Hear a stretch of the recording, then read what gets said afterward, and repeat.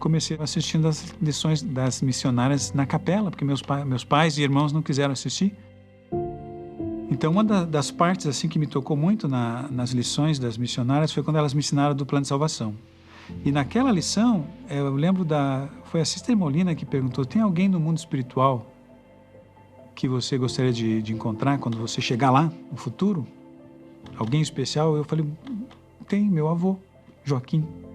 Que meu pai sempre fala dele, eu cresci ele falando do meu avô, e eu sempre tive essa conexão, essa curiosidade de conhecê-lo. Então, seria a primeira pessoa que eu iria procurar. Aí ela falou assim: e você sabe que você pode, então, um dia ser batizado por ele.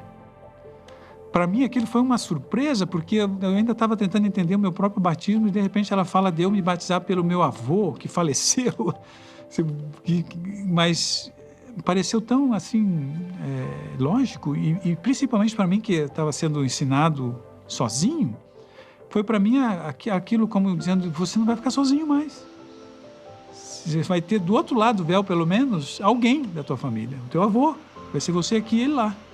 Então eu pensei: nossa, eu quero fazer isso. Alguns anos depois, quando eu fui para a missão, que a gente ia para o Templo de São Paulo, para o CTM, e fazer as nossas investiduras, eu levei o nome dele, assim, eu não sabia o que ia acontecer no templo, mas eu sabia que eu tinha que fazer o batismo dele. No CTM eu ficava perguntando: quando é que eu vou poder fazer isso? E acontecer, eu lembro direitinho, estava lá sendo batizado, como missionário, mas ao mesmo tempo era sendo batizado. Meu primeiro converso foi meu avô, né, que eu me batizei por ele, Joaquim Félix de Godoy. Foi um momento muito especial para mim, e eu não tenho dúvida que deve ter sido para ele lá do outro lado do véu.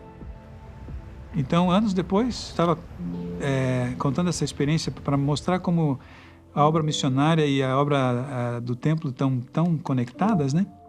E eu falei disso e contei que depois eu fui batizado pelo meu avô, e que então eu era o pioneiro na minha família, e depois de mim veio meu avô. E o Odeberner, que estava junto, presidindo essa reunião, falou: você pensa que você foi o pioneiro, mas talvez tenha sido teu avô. Eu falei: não, mas acho que eu me batizei depois, meu avô... Não, mas talvez teu avô tenha sido pioneiro lá no mundo espiritual, e ele conheceu o evangelho antes de você. E, na verdade, quem sabe, a gente não sabe como funciona, ele diz, mas quem sabe, por causa dele lá, de alguma maneira você depois acabou recebendo as missionárias, e esses anjos foram colocados na tua vida por causa de um parente muito fiel do outro lado do véu, orando por você, para que você conhecesse o evangelho e fosse batizado, e ele tivesse a chance de ser batizado. Então, talvez ele tenha começado tudo isso e não você. Eu falei, para mim foi... Eu fiquei assim: nossa, por tantos anos eu penso que eu sou o pioneiro, quem sabe meu avô foi. E eu tenho que agradecer ele, e não ele agradecer a mim. É muito bonito isso. Eu espero um dia descobrir quem foi o primeiro. Eram duas jovens missionárias que, para mim, se tornaram anjos, porque elas me trouxeram o Evangelho de Jesus Cristo. E eu considero essas sisters anjos, assim como eu considero esse lugar como se fosse meu bosque sagrado, né, como naquela sala. Não só a minha vida mudou, mas de meus filhos, de meus netos. Então, gerações para frente foram abençoadas com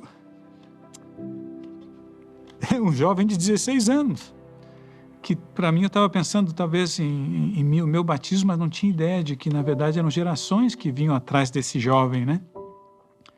Gerações para frente, através de filhos e netos, e meus pais, que anos depois se batizaram, meus avós e bisavós e tantos outros pela obra vicária agora, não sei nem quantos. Mas foi uma bênção que acabou se estendendo para os descendentes e antepassados, né? Ambos os lados do véu foram abençoados por isso. Então, o Senhor está buscando anjos para fazer essa coligação, para participar dessa obra, e você pode ser um desses anjos.